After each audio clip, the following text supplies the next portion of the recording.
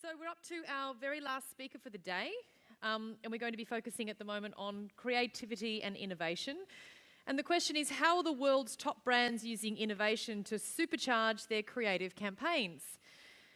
Dan Gregory is the co-founder and CEO of a strategic think tank known as the Impossible Institute. I love that concept. He's a regular panellist on ABC TV's The Gregory Transfer, and we love him on the project as well. So it's wonderful to see him here today. Can you please welcome Dan Gregory? Thanks, Georgie. Hello.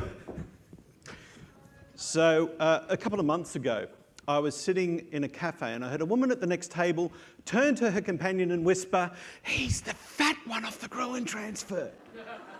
Now, I don't know where she learned to whisper. I can only imagine it was inside a helicopter. But you know what? I can live with that. I am the fat one off the Gregory Transfer. But then 3 weeks ago, I was on a winery tour in the Barossa Valley in South Australia. And the woman on the tour bus next to me turns to me and says, "I know you're off TV, don't I?" And because I'm a bit full of myself, I said, "Well, possibly." And she said, "I knew it. You're Mike from Mike and Molly, aren't you?"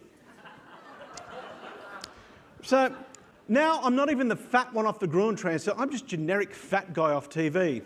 What makes this worse is I spent the first 20 years of my career working as a creative director in the advertising industry. So those of you who are fans of Mad Men will know that this is what I'm supposed to look like.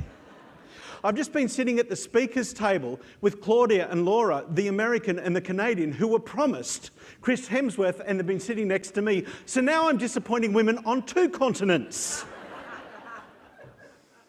So what I want to talk to you about today is how can we be more creative and more innovative in elevating our brands and building a reputation that precedes us into every room and every conversation that we get to have.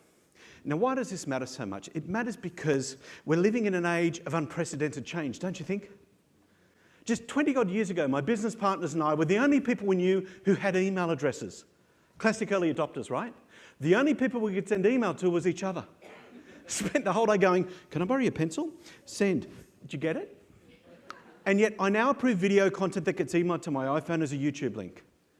20 years, just long enough for one generation to reach adulthood, and the world has changed in ways none of us could have predicted. And we say things like we like change, don't we? We say things like, "Oh, change is as good as a holiday." We don't really mean that. Just try putting change in a staff member's remuneration package in place of their annual leave. We'll see how far that gets you. In fact, human beings, even those of us who are early adopters, are hardwired to resist change. When Coca-Cola changed their formula and invented New Coke, it almost destroyed their business. Every time Facebook changes their layout, people lose their minds. Burger King took the Whopper off the menu for one day in 2010, and this is what happened. Doesn't have the Whopper, they might as well change their name to Burger Queen. Yeah. So we're not big fans of change, but change is coming at us whether we like it or not. And a lot of this change is being informed by the digital revolution. We are all engaged in a revolution, the equivalent of the Industrial Revolution that changed the world 100 years ago. There's a lot of people out there in the world that are currently working as blacksmiths and just don't realise it yet. Think about how we're seeing the changes we've seen in industry.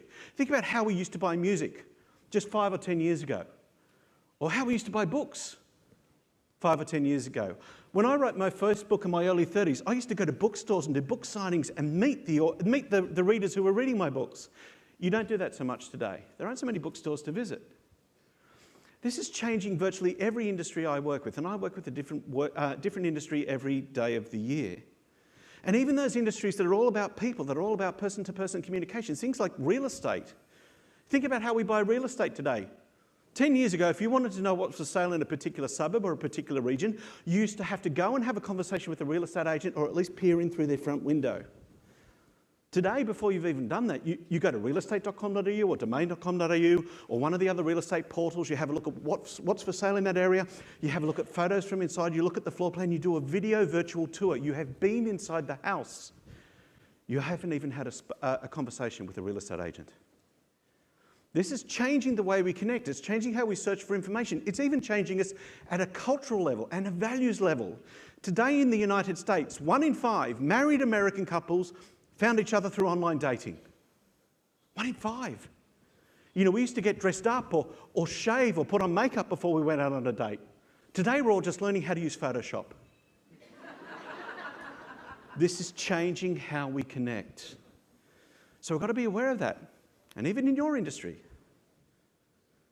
You know, one of the most powerful voices in the travel industry doesn't have a hotel group, doesn't own an airline. In fact, doesn't have a product or service at all. All they do is curate other people's opinions.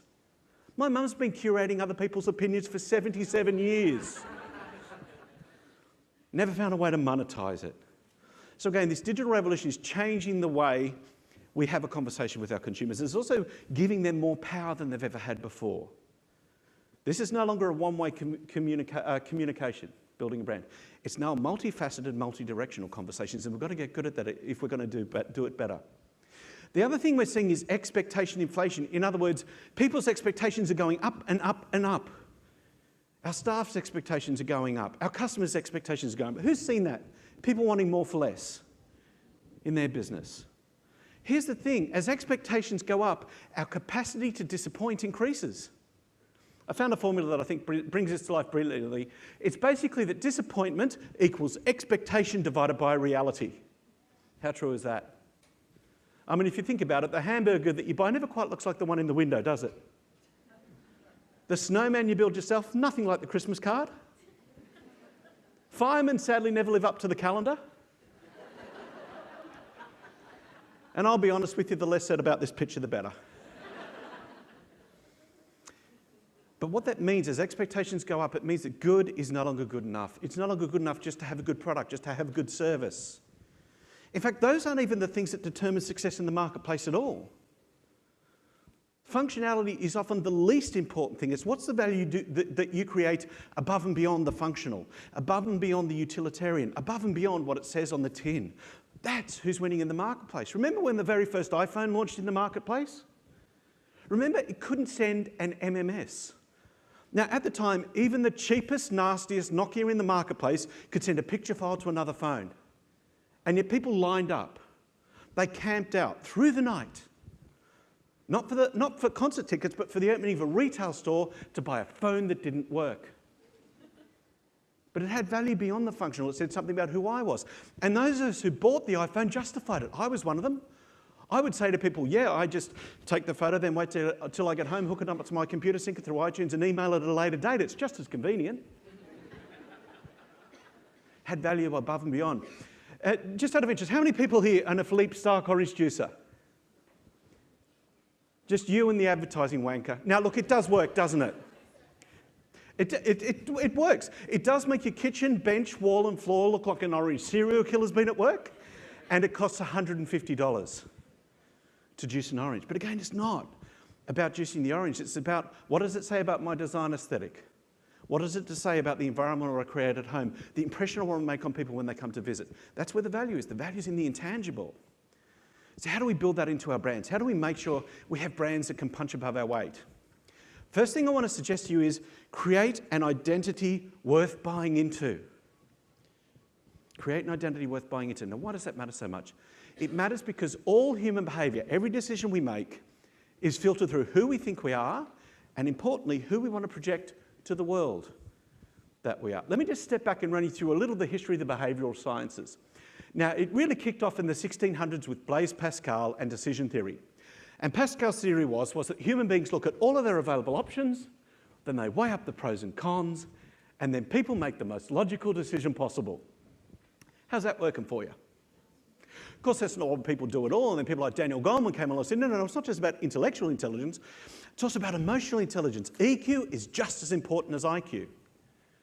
And of course, he's right. Every decision we make is filtered through how that decision will ultimately make us feel. I mean, we'll post-rationalise very emotional decisions, won't we? I mean, there's a lot of men in the advertising industry driving around in Porsches that can tell you all about Porsche's racing heritage, German engineering and aerodynamics, but all we're really after is a bit of attention from women half our age. And then people started wondering, well, what's the most important emotion? What's the most important question we can ask if we want to be engaging with people, if we want to be driving opinion? And Simon Sinek came along and said, well, it's all about answering the question why. Why drives how, which determines what. Viktor Frankl said exactly the same thing in Man's Search for Meaning. With a big enough why, you can achieve any what. And they're right. The problem with why is it can often be temporary. Anyone who's ever been on a diet knows exactly what I'm talking about. You know, if you've got a big enough why, maybe a school reunion or a wedding or a hot date, you can lose the weight, right? You get on the treadmill, you eat nothing but lettuce, and you look fabulous. The problem is 6 months, the why disappears, and all of a sudden you're back sitting on the sofa in your sweatpants watching Oprah and eating chicken out of a bucket. Because at some point you remember you're the fat one off the grow and transfer. And we act out of a sense of identity.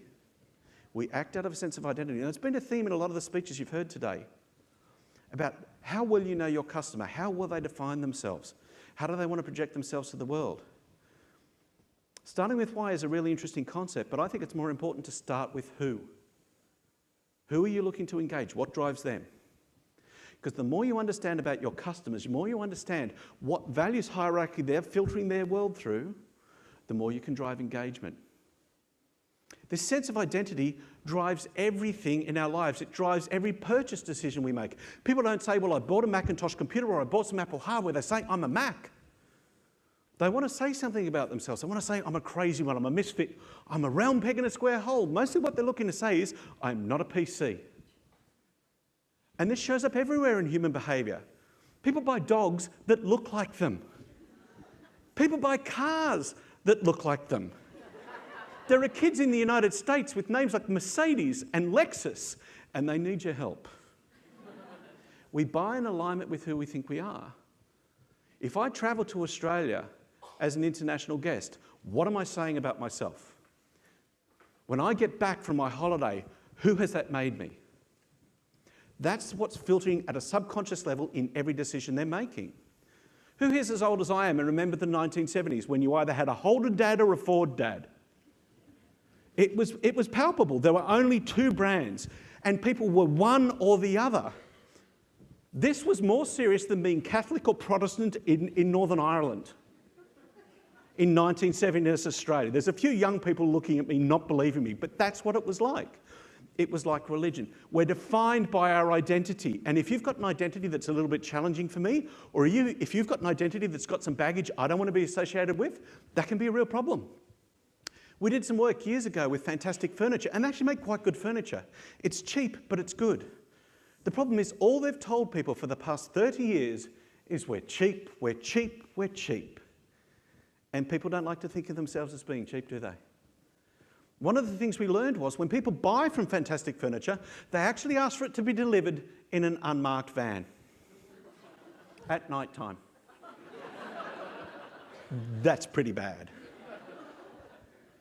How does your identity reflect on me? Who are you helping me to be? Because this is driving our purchase decisions. And it's the organisations, it's the businesses who forget about the identity they've created, who've forgotten about the value they provide versus the product that they sell. They're the ones that end up in trouble. That's what happened to Kodak. Kodak had a brilliant identity. I mean, anyone as old as I am might remember the ads from the 1970s. Remember those ads where mum would walk into the pharmacy to get her film processed? There's a few young faces, let me explain. In the olden days, we used to have to go into a pharmacy to get our film processed, and then a month later our photos got posted to us.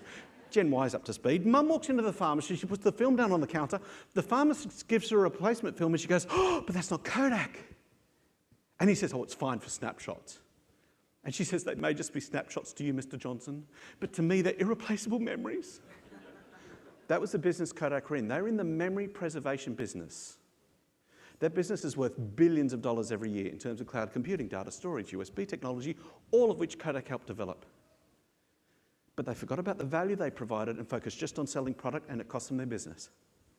We've heard this a couple of times today, haven't we? What's the value you provide, not the product that you sell?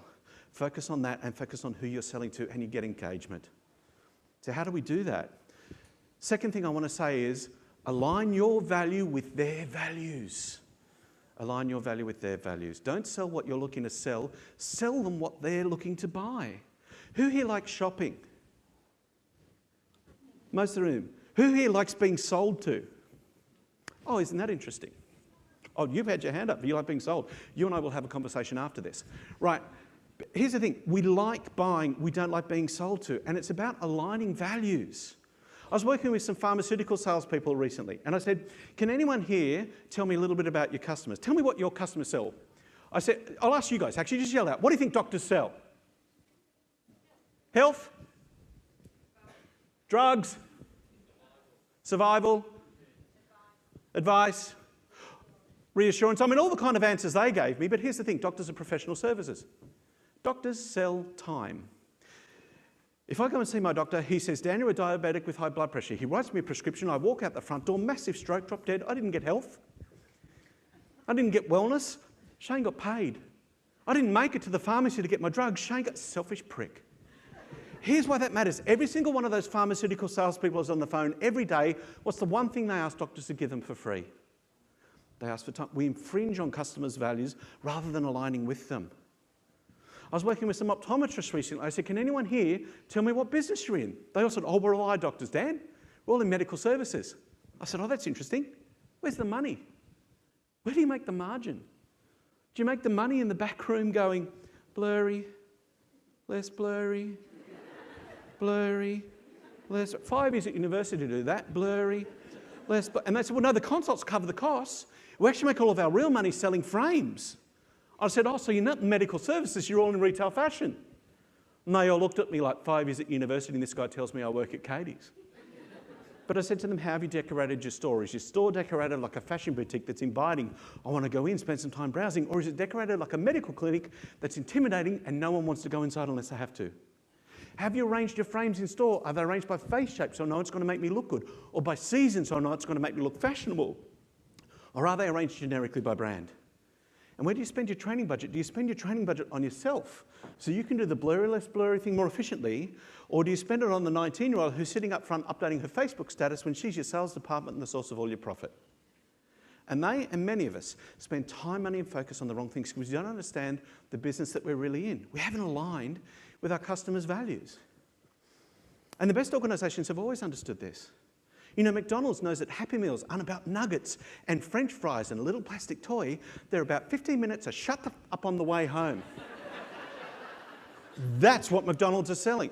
I found this out in my local paper for a local florist that had a single rose, a small bunch of roses and a big bunch of roses with the headline, "Just how sorry are you?" This person knows the business they're in and they know who they're selling to. Align your value with my values. That's when we connect. You know, one of the things I do when I'm not speaking to audiences like yourself or working in my business is I'm a director on the board of White Ribbon, which is the campaign to end men's violence against women. And I got involved with White Ribbon for a couple of reasons, but principally because they showed me why it mattered to me. 2 reasons really I got involved. The first reason was because of a poster I saw when I was a 19-year-old university student. Simple but confronting headline. It simply read, 1 in 4 women will be raped in her lifetime. Will it be your mother, your sister, your daughter or your wife? Floored me. From that moment on, my little sister never worried about a ride home, no matter what time of night it was. My then girlfriend always found me outside her college classes at night to take her home, and I still walk my business partner Kieran to a car every night after work. Not because I'm a nice guy, but because they made women's safety a man's issue. They made women's safety my issue. In other words, they aligned what mattered to them with what already mattered to me. First reason I got involved. Second reason I got involved, this little person, my goddaughter Darcy, who I think is amazing. She's a very clever little girl. She's really intelligent. I mean, I'd love her if she was stupid, but I'll be honest, I'd love her less. Her mum's my business partner, Kieran, and recently Kieran and I were in Asia doing some work with some businesses in Kuala Lumpur. And Kieran and her husband, Gary, decided to go out and do some shopping. So Darcy and I had breakfast together in the hotel, and she's sitting across the table from me. And she says, Dan, I am 4 years of age, but very soon I'll be 5, then 6, 7, 8, 9, and 10, and it will go past very quickly. And I said, well, I hope it doesn't go past too quickly, Darcy. And she said, why? And I said, well, what if you grow up so much that you don't need your godfather anymore? And she reached her little hand across the table and put it on top of mine and said, Dan, we will always need each other. I picked up the phone, I called her mum, I said, dude, you need a bigger place because someone's getting a pony. Now, I'm intellectually bought into the idea of ending violence against women. I get it emotionally and I get it socially. But how much more bought in am I? How much more enthusiastic am I when it's linked to something I already care about? The more you know about your customers, the more you get to sell, the more you get to engage. It's as simple as that. And we've all got different triggers, we've all got different filters. It's about understanding what's going on for your customers. That's what generates engagement. And it's about selling what they want to buy, not what you're trying to push. We were recently doing some work with a business up in Queensland called Lawn Block. Has anyone here ever laid a lawn before? A few of you. Now, it's physical work. They come in big rolls of turf and you've got to unload them off the ute and you've got to, they're really hard to position. And they said, we don't do that. We've actually created blocks of lawn that are only 1 metre by 1 metre. They're like carpet squares. Anyone can lay the lawn. And they said, we want to go out and tell everyone how easy it is to lay a lawn with Lawn Block. And we said, okay, let's use a classic advertising technique called the torture test. Basically, we demonstrate that if this kind of person can lay a lawn, anyone can lay a lawn. We thought what we're going to do is we're going to get a little old lady, someone like Betty White off the Golden Girls, and we'll run posters that say something like, if you see a tradie in my front yard, he's not laying the lawn. Lawn Block, the easy lay. And I'll be honest, when we came up with that idea, we took the afternoon off. But then we thought, hang on, let's make sure we're not just talking to ourselves. Let's make sure this is actually going to connect with our customers and we're actually going to start selling some lawn. So we had a look at some data.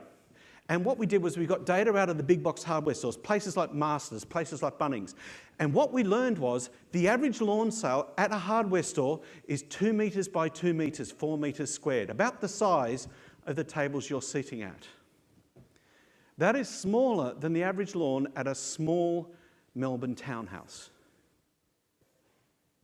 What we realised was people weren't going to hardware stores because they were laying a lawn.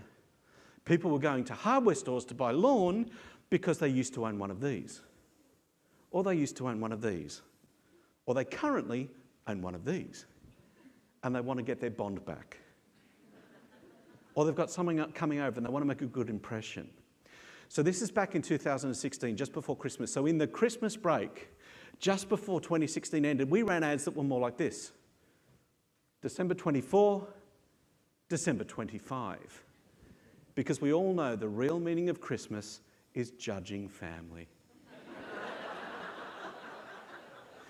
Align with their values, sell them what they want to buy. They want to buy from you, they just don't want to be sold. And if you're not sure who you're selling to, I want to suggest that we go deeper than just geography. I want to suggest that we go more than just let's sell to China. Now, the Chinese market matters. Ni hao. It's incredibly important, but it's not the only way we can segment the market. We can segment geographically, yes, but we can also be demographic. We can also segment psychographically, in other words, how people think. According to Boston Consulting Group, there is an economic opportunity that is bigger than Brazil, India, and China put together. It's women over the age of 50. Women over the age of 50 are the biggest economic opportunity on the planet. Within the next 10 years, they will control 2/3 of the wealth on the planet, partly because they've got their own incredibly successful careers, but also because they're doubly inheriting. Their parents are dying and their husbands are dying. I'm not saying it's a plot. It's just what's happening. But this is an opportunity. And here's what we know about women over the age of 50 who are wealthy. They spend on luxury experiences. They spend more on experiences than they do on stuff. So this is a huge opportunity. In other words, by cutting the market up in different ways, we can communicate with different groups of people using different channels and using different messages and get more effective buy-in. Third thing I want to say is deliver nowhere else experiences. And that's one of the things that really underpins the Australian brand. What are the nowhere else experiences, the unexpected experiences that I get from you as a business? How do you do customer service differently? Has anyone here ever shopped at Nordstrom in the United States? Isn't the service amazing? Here's the thing, they don't train their customer service people the way most American companies do. You know, it's none of that script stuff. They don't go greet the customer with your eyes first, smile from the inside. It's none of that stuff. What they do is they tell stories of extraordinary. They tell stories about the Nordstrom employee who had a young man come in to buy a business shirt because he was on his way to a job interview. So she whipped out the back and ironed the shirt so he'd wear it out and look schmick at the job interview on that day. That's above and beyond. That's unexpected. Here's the thing, we don't notice good. We only notice extraordinary, things outside the ordinary. That's what we notice. So how do we build that into the way we interact with people? Lexus has some amazing stories. Lexus tells the story of the time they had a problem with the Lexus 400, and instead of doing a product recall, which is what most car companies would do, they divided their team up into small groups. They went out to each individual Lexus owner's home with a technician who fixed the problem there in the driveway, with an apology and with a gift. Can you imagine if your bank overcharged you on your account and they showed up at your house with a refund, an apology, and here we made you a meatloaf? You'd tell that story though, wouldn't you? Because it's unexpected. It's extraordinary. What do you do that's different that I don't get anywhere else? This is Peter Shankman. Peter Shankman was on a 2-hour flight to New York Airport in the United States, and he was hungry. So he tweeted Morton's, a steakhouse in the US. Hey Morton's, I'm hungry. Meet me at Newark with a steak. In the 2 hours Peter was in the air, someone at Morton saw that tweet, someone got an idea. They then called head office and got permission for that idea.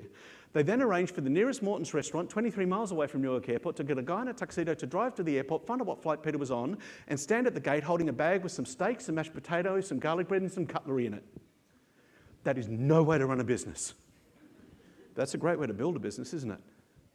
What's the reputation of Morton's now? What's your expectation about going to a Morton's restaurant? It's elevated. They've demonstrated who they are by doing something extraordinary. You know, I mentioned Darcy a little while ago, my goddaughter. When Kieran asked me to be Darcy's godfather, I bought her a charm bracelet. And every year on her birthday, I buy her a charm based on what we've done over the course of the year together. It's sort of a living diary of our lives together. Anyway, this year she turned 9 years of age. It's the first time I've ever let her choose a charm. I took her into Tiffany in Sydney. And what was amazing was the woman behind the counter at Tiffany didn't treat Darcy like a 9-year-old looking for a charm. She treated her like a 29-year-old looking for an engagement ring. She invited Darcy up to the counter. She unrolled that pale blue velvet on the counter. I'm going to move to here. She unrolled the pale blue velvet on the counter. She got the box from under the counter. She put it on the velvet. She took the lid off. She got a pair of tweezers, lifted the charm out of the box and put it down on the velvet for Darcy to examine. Do you think that little girl is going to accept jewellery from anywhere else in the world? I've ruined some little boy's life. He doesn't even know it yet. Now, do you think it mattered at all that that charm was probably for sale across the road at half price? Not at all. Because it wasn't about the charm. It was about the experience I wanted that little girl to have, the way I wanted her to think about herself. And I tell that story every day from stage. Not that the Tiffany brand needs that much help. But again, we only tell stories about extraordinary things that we're impressed by. I mean, even IKEA. Now usually I hate IKEA. I even hate the Swedish because of IKEA. I mean, you go in looking for a bookcase, they bring a flat pack box, hand you an Allen key and go, here, put that together yourself. So I like to rip up a $50 note and go, here, put that together yourself. Here's some instructions in Chinese. This particular day, I needed to buy some office furniture. So I went to IKEA, it's pouring rain, with my business partner Kieran. We get in the foyer, we're dripping wet, and there's a handwritten sign in the foyer. And in chalk, someone's written, it's raining outside, so we've cut the price of our umbrellas in half. All of a sudden, I liked IKEA a little bit more. All of a sudden, I felt a little bit more disposed to spend money. So we thought, how do they train their people to be that thoughtful? So we tracked down the store manager, because we like to find out these kind of things. And we said, how do you train your people? And he said, it's not how we train our people. Every IKEA store on the planet has one of those signs in their storeroom. We just teach people to wheel them out when it's raining. Here's the thing, they did the thoughtfulness before the thoughtfulness was required. They engineered excellence into their process, and we can all do that. You know, if I make an email inquiry, how do you respond to me? If I call up by phone, how do you respond to me? If I meet you on the internet, what's that feel like? How do you build extraordinary into every touch point? Adam talked about that this morning. Communicate through everything. Everything is a piece of communication. Everything builds your brand and builds the expectation. And here's the most important thing. How do you make me feel like I matter, like I'm important, like I'm not just the next customer who picked up the phone? Who here likes to feel special? Quick show of hands. Surely we all do. I know I do. Every year, whenever my little brother sends me a birthday card, it's always got the same 4 words written on it. To Colin Dan, FM Colin Bruce. Little prick abbreviates from. Now, Mum's a bit sensitive, so last year she said, well, come on, Bruce, Dan always writes such nice cards. Can't you put in a little bit more effort? So this year, 5 days late, I got to Colin Dan, FM, Colin Bruce, happy birthday. Now, you may laugh, but to me that's a 50% improvement. I'm feeling the love. Businesses can make us feel like we matter too. Businesses can be individualised. When Mini sold the Mini car in the United States for the first time, it sold every Mini car with a key fob that had an RFID chip in it. It works a little bit like Bluetooth technology, with your information on it. So every time you drove past a Mini dealership or past a Mini poster, they knew you were in the car and they said hello to you. How do you make me feel like I matter, like I'm a member? My local cafe, all of the regulars have their own mug with their name on it hanging on the wall. We walk into the cafe, over to the wall, pick the mug up. It's got how we like our coffee on the bottom of the mug. We give it to the barista and they make the coffee that we like. What are the chances of me leaving that cafe? I can't leave. My name's on the wall. How do you make me feel like I matter, like I'm a little bit more special? Like you made this piece of communication just for me. Fourth thing I want to say, collaborate for scale and for impact. Now, we talk about collaboration a lot, and it sounds like a really touchy-feely thing to do. It's not. It actually drives the bottom line. MIT recently did a study, and what they found was the more diverse a group is and the more openly they collaborate, the higher the collective IQ. Claudia talked a little about this as well. Cognitive diversity. Cognitive diversity makes us smarter. One of the studies they did at MIT was they took a homogenous group of only men and they added one woman to the group and the collective IQ went up. Big surprise, right, ladies? They added another woman to the group and the IQ went up again. Imagine. In fact, they kept adding women to the group and the IQ kept going up until the homogeny balance tipped back the other way and the IQ came back down again. It wasn't that women necessarily made the group smarter, although they totally do. It's that the diversity of opinions, the diversity of points of view made the group smarter. So how does this work in the real world? Let me give you an example. In 2005, 11 different researchers working at 9 different universities were able to link SARS to the coronavirus in a very short period of time, when it had taken equivalent researchers 3 years to link AIDS to HIV. And one of the reasons that they were able to do it so quickly is that technology had evolved to a stage where they could share information in real time. They could fail faster and iterate more quickly. But the AIDS team learned from this and they thought, what we're going to do is we're going to find the most highly collaborative subculture just to see how smart collaboration makes us. Now, the most collaborative subculture on the planet is video gamers. And they get credit in their community by sharing something they've learned or sharing a new move. So they created a video game called Fold It. This is Fold It. And they gave it to gamers. And these video gamers were able to reconstruct the crystalline structure of the AIDS virus in 10 days, something that had baffled the medical community for 15 years. Gamers, pimply 16-year-olds, 40-year-old virgins living in mama's basement, making one of the most significant medical discoveries of our time, not because they were better educated, not because they had better information, but because they were more collaborative. How well do you collaborate with the network you've got here in the room? How well do you leverage off each other to elevate the Australian brand? Has anyone here ever travelled along Route 66? Anyone here done it the proper way on a motorbike like I have? It's an awesome trip. Here's the thing, 99% of the stops along the way are not worth visiting. They're just not. But the trip itself, the fabric of the entire trip is extraordinary. This is Daggett in the Mojave Desert. It's what the current American administration will refer to as a shithole. It's totally not worth visiting. There's about 5 people live there. They're all from the same family tree. I've never understood inbreeding. To me, it's the height of laziness. I mean, if your idea of cruising for chicks is walking up and down the hallway at your mum and dad's place, maybe you deserve to have kids with 11 fingers. Anyway, it's not worth visiting. However, the sum of the parts is worth experiencing. How do you collaborate so that you build something bigger than any of the individual parts are on their own? And that's the real opportunity in the Australian brand. How do you build a brand together that elevates your scale so that we're bigger than just 25 million people? so that we're bigger than just one destination. How do you work with people in your region? Is anyone here from Big Four? I did some work with Big Four a few years ago, and one of the interesting things we found was we went to the Australian Bureau of Statistics and we found that most grey nomads travel around the country anti-clockwise. And most make the decision about where they're going to stay as they leave the holiday park they're currently at. So the greatest marketing asset anyone in the holiday park business has is the holiday park clockwise from their direction. How do you work together to build something bigger?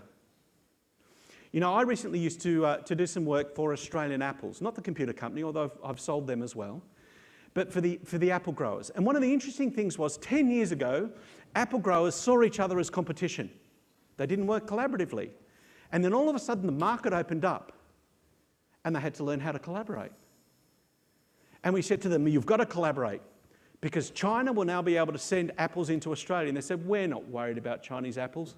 We don't know what they do to their food. Australians aren't going to risk it.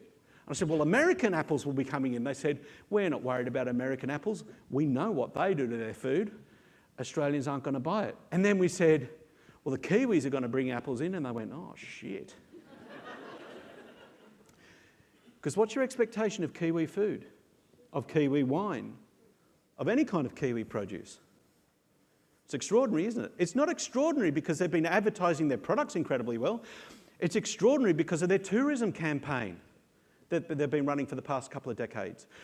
New Zealand's tourism campaign has boosted the entire industry of New Zealand. Products, services are all elevated by the tourism brand. That's the opportunity this room has, not just to sell tourism around the world, but to sell everything that's Australian around the world. You elevate every other industry because you have the most public-facing brand for our country. So how well do you collaborate together to elevate that?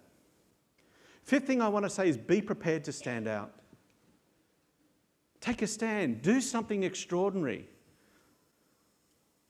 The Chief Marketing Officer at Diesel once said, we are in more danger of boring our customers than we are of shocking them. So create communication that's interesting. And then what that means is we've all got to learn to be a little bit more creative.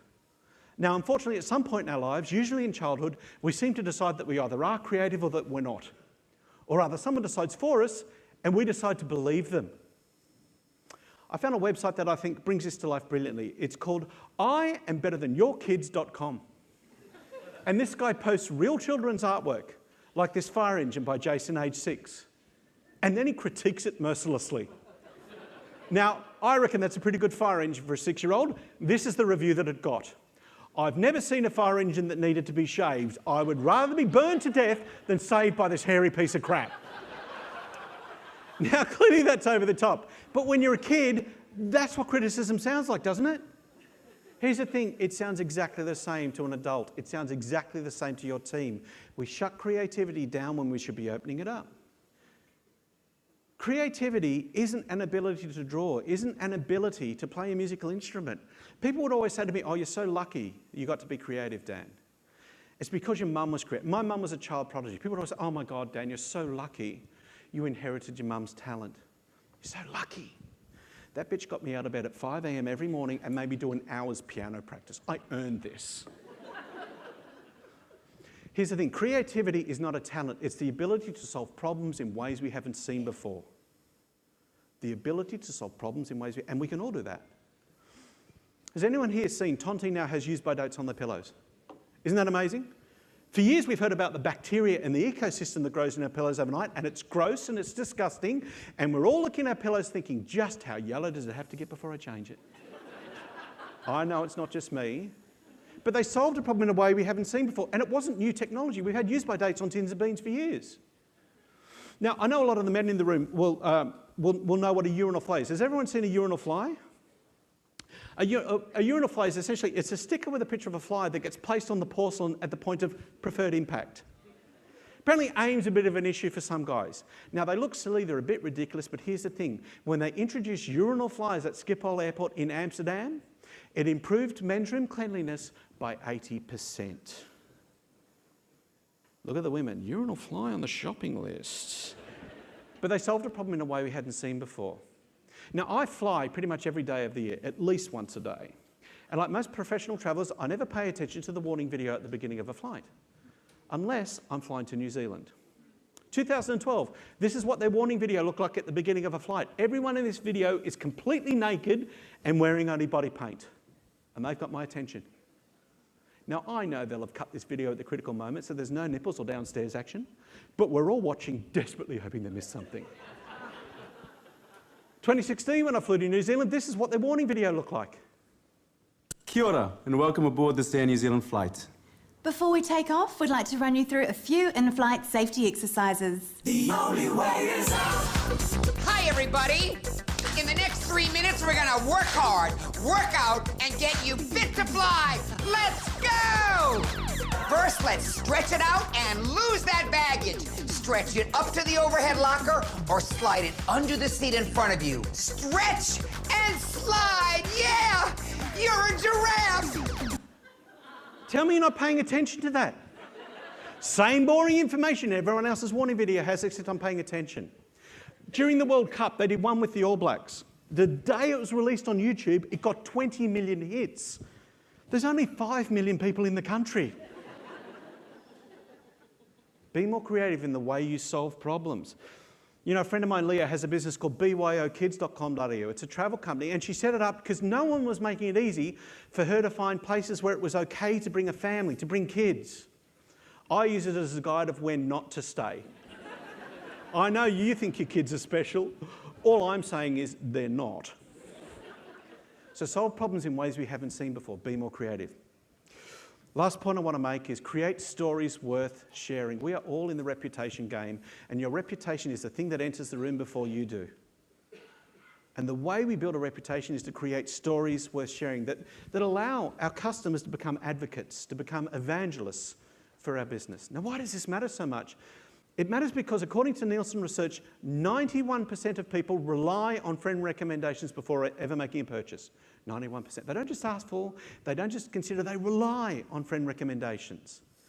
What's amplifying this is people now treat Google like God. Think about how often you do a Google search. How often do you look beyond the first page, beyond the top 5 results? If you're like most people, you never do. Google doesn't work on fact. Google works on frequency. Google works on how often a story has been told and retold and Instagrammed and tweeted. So create stories that allow that to happen. I'll give you an example of how that looks. Now, this story predates social media. This will be even more powerful today. It's about when we launched Nando's into the Australian marketplace. Now, at the time, they were a tiny little chicken chain. They had one restaurant in Melbourne and one restaurant in Sydney, and that was it. But they were ambitious, and they came to us and they said, guys, we want to be famous. And we said, excellent. How much money have you got? And they said, $5,000. And we said, less excellent. But we're young and naive, and we thought we'd have a go. Now, because I didn't have a lot of money, we knew that we'd either need to create stories people could pass on our behalf, or leverage off stories and conversations people were already having.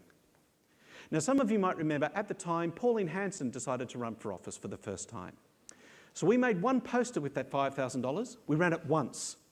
We put it up across the road from her electoral office in Ipswich, Queensland, about an 11-hour drive to the nearest Nando's in Sydney. We had a picture of a black chicken, a white chicken, and a brown chicken with the headline, "We're all the same on the inside, Pauline." This one $5,000 poster made national television news, was the subject of talkback radio for a week, and was on the front page of newspapers all around the country. Overnight, Nando's were nationally famous. They said, wow, if you did that with $5,000, do you reckon we'd do some telly with $10,000? Still naive, we thought we'd have a go. Now, that $10,000 actually included the media spend. So the only place we could afford to run the ad was after midnight. So we created an ad that was deliberately designed to look cheap and appropriate to the time slot. And this is the ad we made. Why not spoil yourself tonight? We're very eager to please. Prefer something a little exotic? Insatiable? Have both of us. For the hottest chickens, call Nando's. Okay, so a little bit of background on this ad.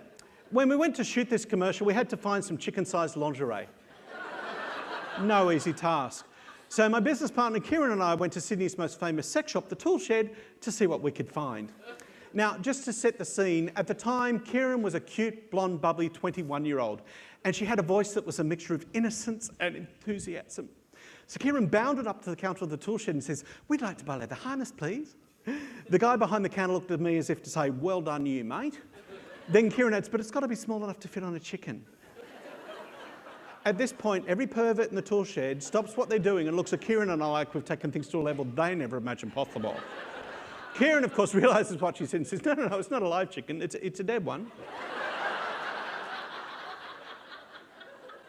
The point is, we built a brand, not because we had more money, not because we had a better product, but because we gave them customers better stories to share. What stories do people tell about your business?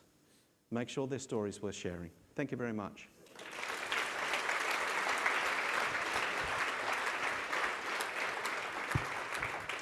Oh, thank you, Dan. It's always good to finish off the day with a laugh. Loved the chook story. Let's just take a couple of questions for Dan before we wrap up for the day. Any questions about anything comes to mind? Oh, you've stumped them all, Dan. See? Done such a good speech that I don't have any questions left. No questions? It was a number 12 chicken.